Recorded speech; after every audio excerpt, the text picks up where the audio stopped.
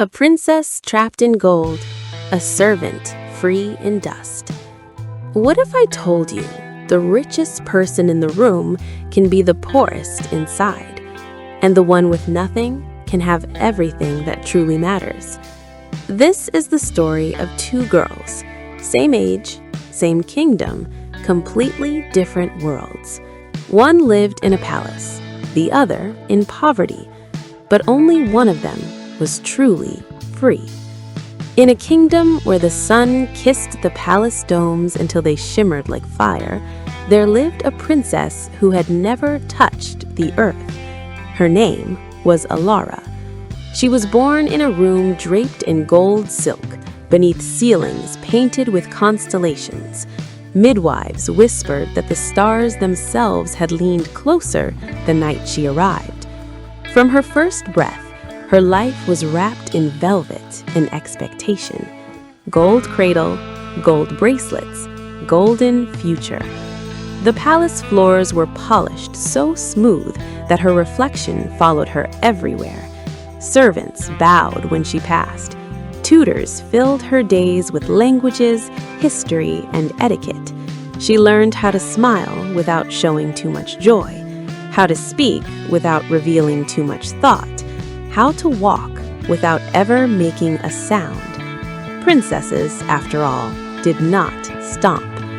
But beyond the palace gates, where marble gave way to dust and dust to open fields, there lived a servant girl named Mira. Mira was born in a small clay house at the edge of the city. No one recorded the exact hour. No one consulted the stars. Her cradle was a woven basket. Her lullabies were the wind slipping through cracked windows. Dust clung to her feet like a loyal friend. She worked in the palace kitchens by 12. She scrubbed pots until her hands were red and raw. She carried water across courtyards. She moved unseen through hallways where Elara's laughter echoed, distant, untouchable. And yet, Mira laughed too. Not softly, not carefully. She laughed loudly when flour exploded into white clouds. She sang while washing dishes. She raced other servants through narrow alleys when their shifts ended. She owned nothing, but the sky above her belonged to her as much as anyone else, and that made all the difference. Elara often stood by her window at dusk. From there, she could see the marketplace beyond the gates. Lanterns flickered. Children chased one another. Musicians played drums that echoed into the evening air. She envied the noise. Inside the palace, silence ruled. Her father, the king, believed discipline built strength. A ruler must be composed, he would say. A ruler must never appear needy. A ruler belongs to the kingdom. Belongs. Elara wondered what it felt like to belong to herself. Her dresses grew heavier as she grew older. Layers of gold thread embroidery, stiff fabric, jewels pressing against her collarbones. Even her hair was pinned tight with gold, tugging at her scalp. Every step measured, every movement rehearsed.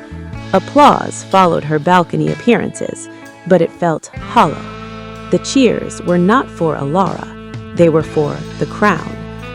Mira saw the princess up close only once, a summer afternoon, the palace preparing for a grand banquet. Mira carried a tray of crystal goblets through a corridor lined with mirrors. She turned the corner and nearly collided with Elara. The tray wobbled, a goblet slipped. It shattered. Silence fell like a blade. Mira dropped to her knees. "Forgive me, Your Highness." Elara looked down.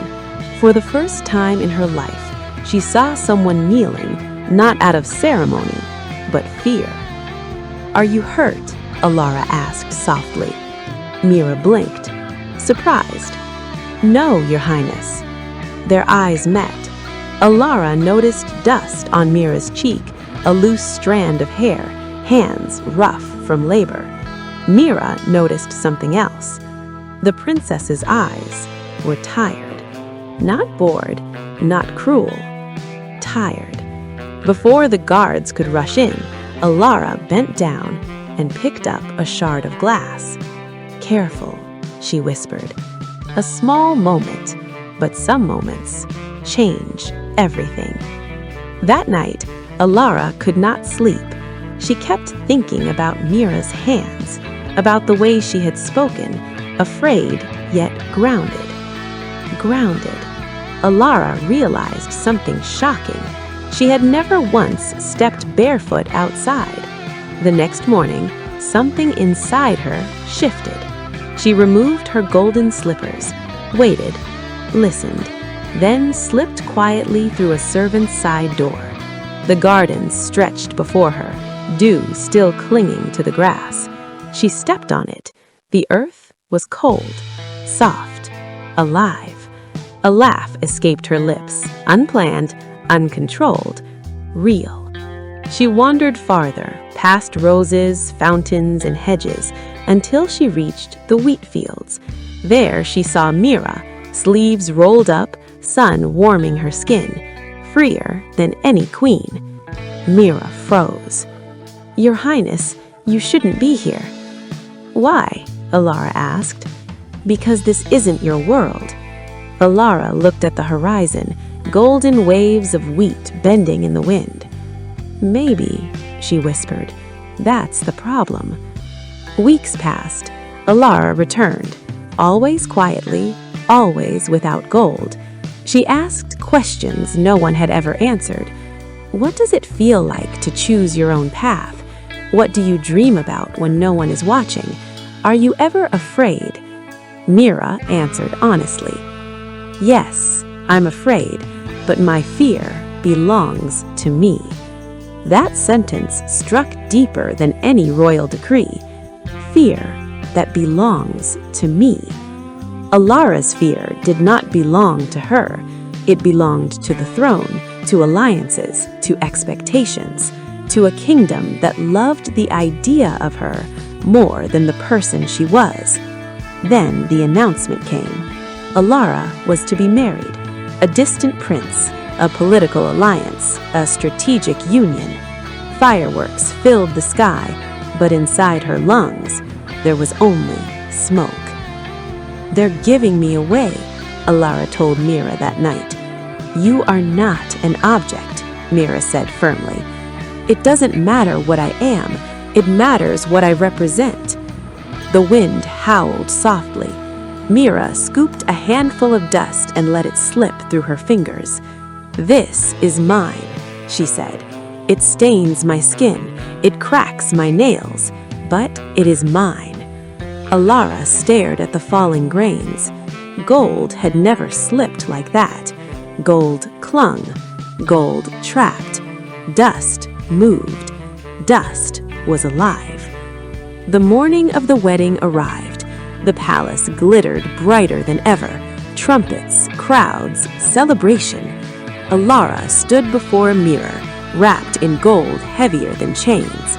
She looked magnificent and imprisoned. She closed her eyes and remembered grass, wheat, dust between her fingers. When she opened them, she knew. She removed the crown. Gasps echoed. Without a word, she stepped away from the mirror, away from the throne, away from the life chosen for her. Barefoot, she walked through the palace gates.